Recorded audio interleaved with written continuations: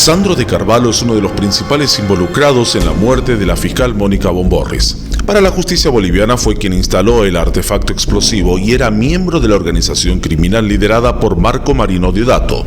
Su deuda con la justicia boliviana sigue pendiente y hoy está libre en Brasil y se muestra predicando la palabra de Dios.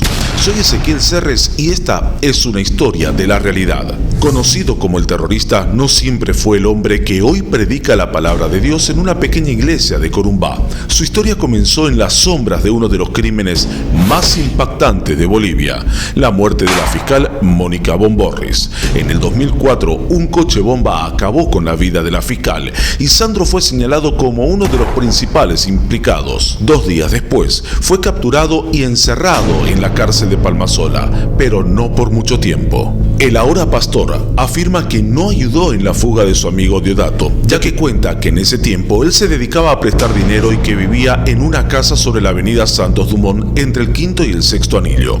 En septiembre de 2005 orquestó una fuga digna de película, escapando junto con otros 26 presos en un caos de balas y sangre. Aunque se decía inocente del crimen de Bomborris, su huida solo alimentó las sospechas de su participación. Tras cruzar la frontera hacia Brasil, Sandro desapareció por un tiempo, dejando detrás un juicio inconcluso y una familia destrozada que aún clama por justicia.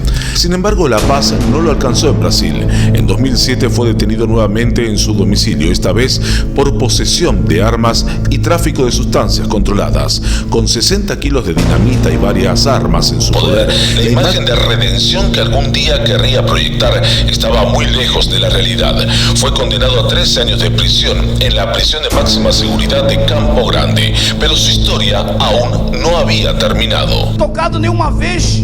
Después de cumplir su condena en Brasil, Sandro Carvalho reapareció de manera inesperada como pastor de una pequeña iglesia en Corumbá. En lugar del criminal que escapó de Palmasola, ahora hablaba de redención, de perdón divino y aseguraba haber cambiado su vida. Sin embargo, las sombras de su pasado siguen acechando. Luego de ello, comienza su sermón.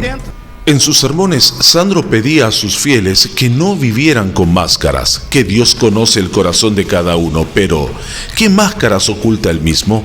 A pesar de su conversión religiosa y sus palabras de arrepentimiento, jamás ha regresado a Bolivia para enfrentar las acusaciones que aún pesan sobre él por la muerte de Bomborris. Y el que quedaba aquí en la cárcel era Sandro de Carvalho, que luego escapa en una evasión masiva que hubo a la cárcel, y luego es atrapado en Brasil con una serie de explosivos y también en materia de narcotráfico, y recientemente sé que lo han liberado en Brasil.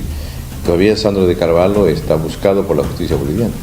Afirma no haber tenido nada que ver con el atentado que apunta a Marco Marino Deodato como el verdadero responsable. Sin embargo, su fuga y su violento pasado son cicatrices que no desaparecen con facilidad. Hay una familia, amigos, colegas de trabajo que siguen esperando justicia por la muerte de la fiscal.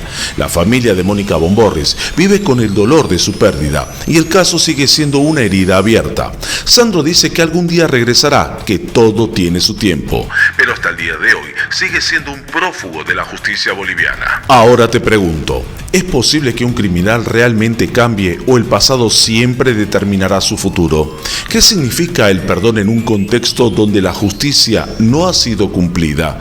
¿Puede la fe y la religión ofrecer una verdadera redención para alguien con un historial tan oscuro? La justicia boliviana lo busca. ¿Crees que terminará cumpliendo su condena o definitivamente es algo que no ocurrirá? Escríbeme que te leo y seguime para más historias de la realidad.